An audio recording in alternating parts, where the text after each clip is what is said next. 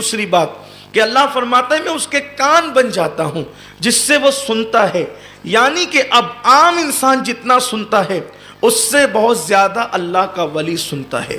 پھر اللہ فرماتا ہے میں اس کی زبان بن جاتا ہوں جس سے وہ بولتا ہے، یعنی کہ ہم بولتے ہیں تو کبھی سچ نکلتا ہے، کبھی جھوٹ بھی نکل سکتا ہے۔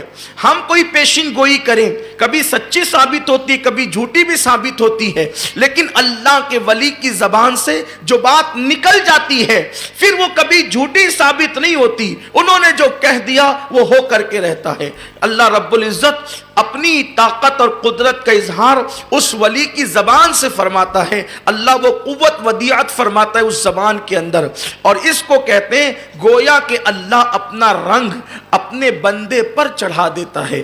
اللہ اپنا رنگ اپنے بندے پر چڑھا دیتا ہے، اور قرآن اس مضمون کو یوں بیان فرماتا ہے صبغۃ اللہ ومن احسن من اللہ صبغہ، کہ اللہ کے رنگ میں رنگ جاؤ، اور اللہ کے رنگ سے بہتر کس کا رنگ ہو سکتا ہے؟ سب سے بہترین رنگ اللہ کا رنگ ہے۔ تو اور پھر اس کے بعد آگے حدیث مبارکہ کا جو خاص ٹکڑا ہے جو ہم سے اکثر چھوٹ جاتا ہے وہ یہ ہے کہ اللہ تبارک و تعالی ارشاد فرماتا ہے کہ مجھے کسی کام کے کرنے میں تردد نہیں ہوتا۔ یہ بات ہم ادب کے لحاظ سے اللہ کے لیے نہیں کہہ سکتے، یہ حدیث میں اللہ فرماتا ہے ترددی، کہ مجھے کسی کام کے کرنے میں تردد نہیں ہوتا سوائے ایک کام کے۔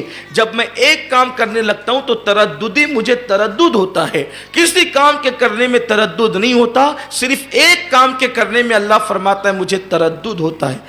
اس نے ماں اور بیٹے میں جدائی پیدا کر دی، پیدا ہونے والے بچے کو ماں سے جدا کر دیا، ماں کو موت دے دی، اس کو کوئی تردد نہیں ہے، بے نیاز ہے، اس لیے کہ وہ غم سے پاک ہے، اسے کوئی غم نہیں ہے، وہ فکر سے پاک ہے، اسے کوئی فکر نہیں ہے، وہ ہماری طرح غمگین نہیں ہوتا، وہ ہماری طرح خوش بھی نہیں ہوتا، اس کا خوش ہونا بھی الگ ہے، اور وہ کبھی غمگین نہیں ہوتا، وہ ناراض ہوتا ہے، ناراضگی کا اظہار فرماتا ہے، اور فرماتا ہے کہ مجھے کسی کام کے کرنے میں تردد نہیں ہے۔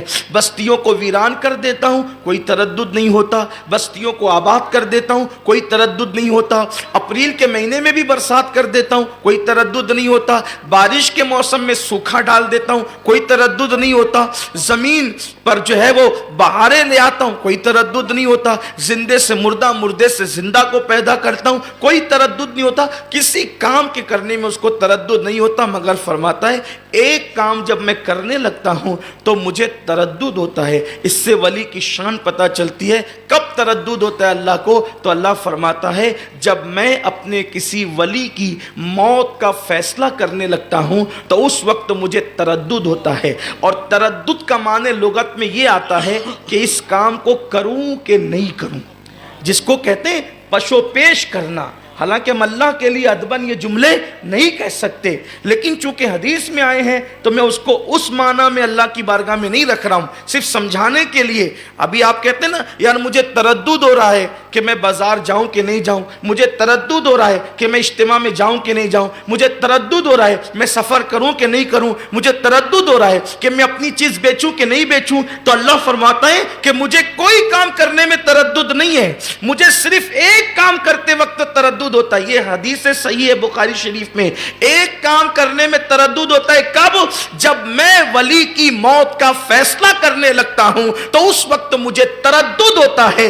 اور پھر کیوں تردد ہوتا ہے؟ اس لیے کہ اس کو دوست جو اپنا بنا لیا ہے، اس کو ولی جو اپنا بنا لیا ہے، اس کو محبوب جو اپنا بنا لیا ہے، تو فرماتا ہے مجھے تردد ہوتا ہے۔ اللہ تجھے تردد کیوں ہوتا ہے؟ تو خود جواب دیتا ہے تردد اس لیے ہوتا ہے کہ میں اس کی موت کا فیصلہ کر دوں اور وہ اس کو ناپسند کرے، یہ میں پسند نہیں کرتا۔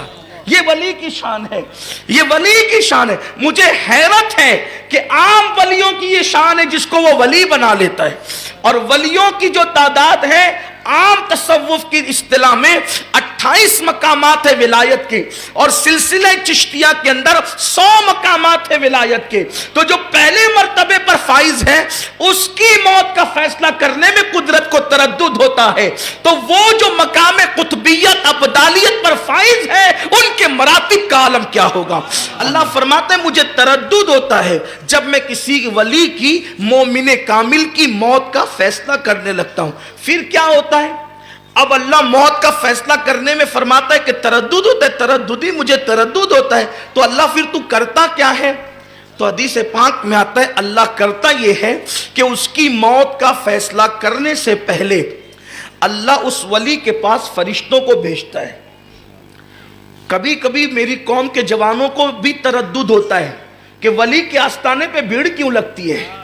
تو ولی کی تو وصال کے بعد بھیڑ لگتی ہے، وصال سے پہلے فرشتوں کا میلہ لگتا ہے.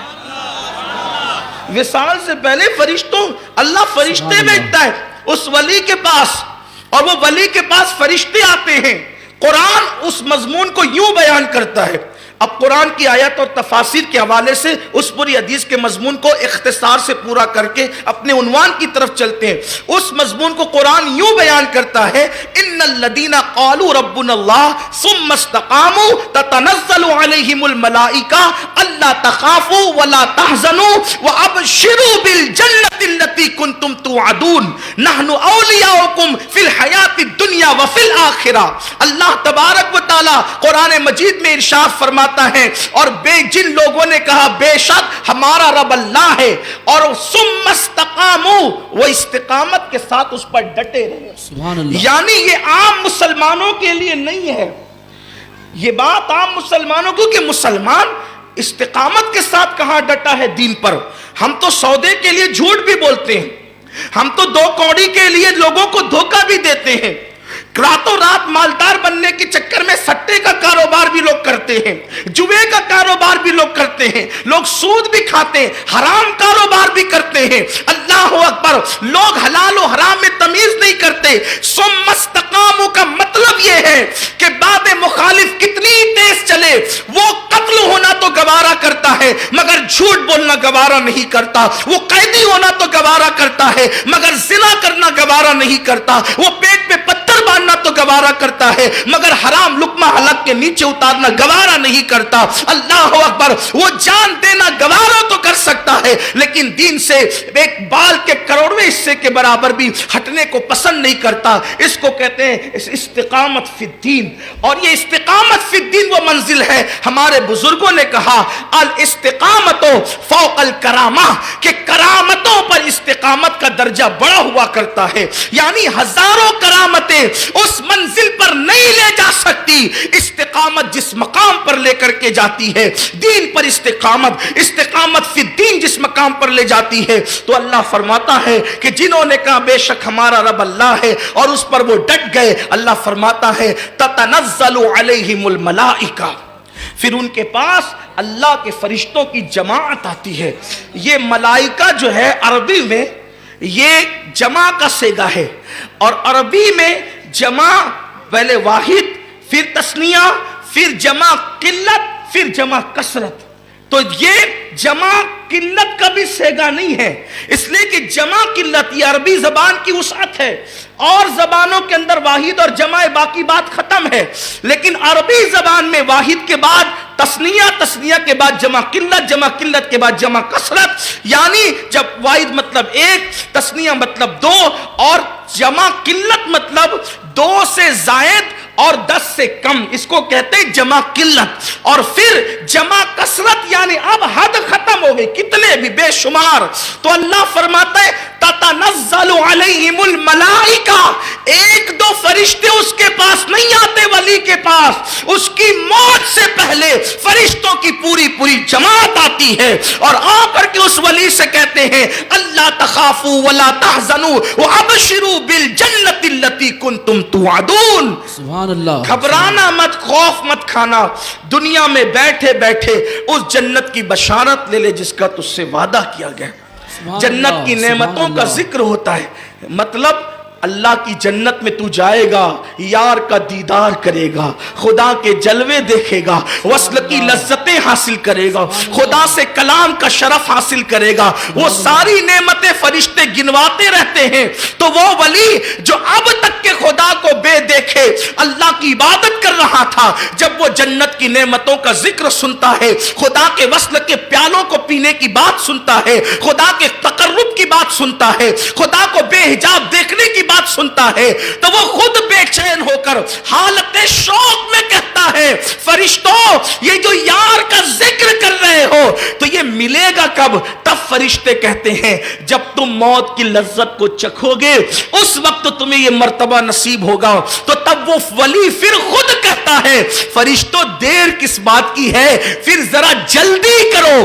پہلے ولی موت کے لیے شوق کرتا ہے، ادھر اللہ اس کی موت کا فیصلہ فرماتا ہے۔ سبحان اللہ۔ یہ مقام ولایت ہے، یعنی کہ جب تک ولی دنیا سے جانا نہ چاہے اس وقت تک قدرت بھی اس کی موت کا فیصلہ نہیں کرتی۔ یہ مقام ولایت ہے، اور یہ میں نے آپ کے سامنے بخاری شریف کی حدیث شرح کے ساتھ اور تفاسیر کی مدد سے پیش کیا۔ تو اللہ کے ولیوں سے محبت ہمارے لیے اسلامی فریضہ ہے۔